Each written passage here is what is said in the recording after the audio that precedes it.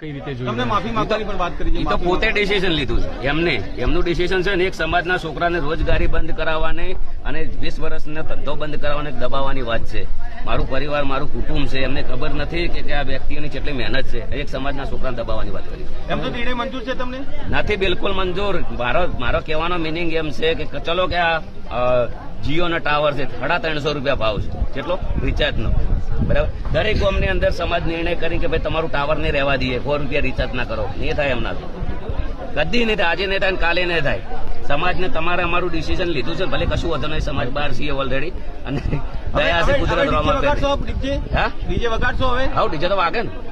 Unfollow કરવાની વાત કરી છે કે ગબ્બર ઠાકોર અને બંને ભાઈઓને અનફોલો કરવા સોશિયલ મીડિયા. અનફોલો તો હવે છે વસ્તુ છે, લોકચાહનાની વાતો છે. અનફોલો તો બરાબર, લોકો જે અમારી વેદના સમજે છે એમને ખબર છે, બરાબર.